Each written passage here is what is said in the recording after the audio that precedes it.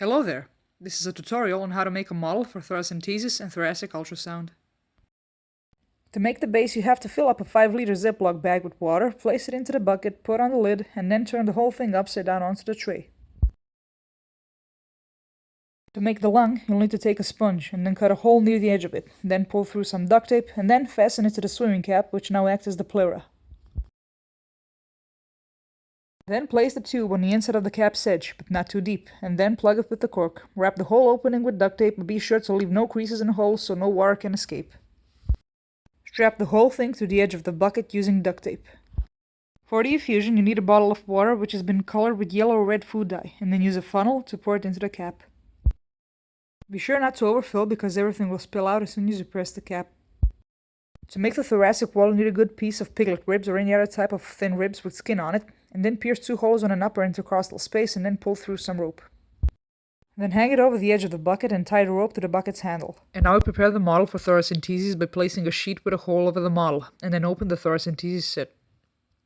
If you intend to use the ultrasound, you need to spread a generous amount of ultrasonic gel onto the cap and the inside of the ribs, so no air can interfere with the imaging. Put a standard amount of gel onto the probe and then take a look. You can nicely see the sponge lung, the effusion, the ribs, and the intercostal spaces.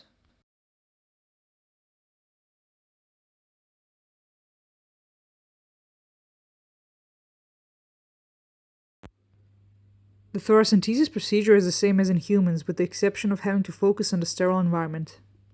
When you decide which intercostal space you'll puncture, be sure to feel where the upper border of the lower rib is, and then puncture there so you don't damage the intercostal vessels and nerve. During the punction, you must always aspirate up until the moment you aspirate some fluid. When that happens, you mustn't push the needle in any further, otherwise you'll potentially damage the internal structures.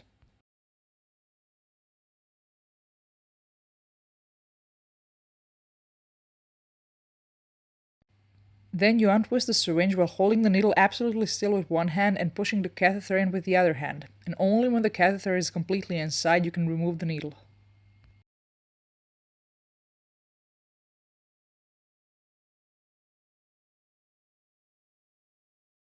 Then you can attach either suction or a bag onto the catheter.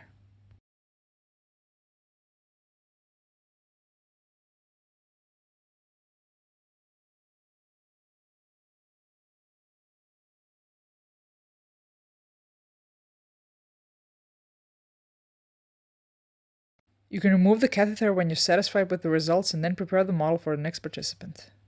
And now you can see how it all works. The swimming cap is thick and elastic enough to withstand multiple punctures without breaking. I'm intentionally punctuated multiple times so you can see by the napkin on the tray that there is no leaking. Up until now, every model withstood at least 30 punctures, and then would only a few drops appear on the tray. And only after 70 punctures would the cap start to lose too much fluid.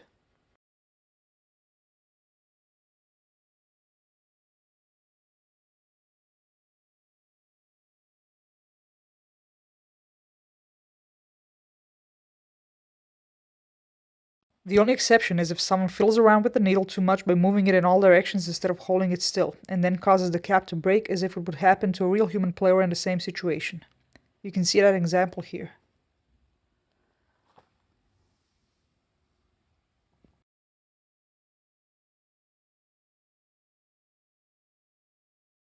So if you use the right technique, the cap can withstand minimally 30 punctures and all the way up to 70 punctures.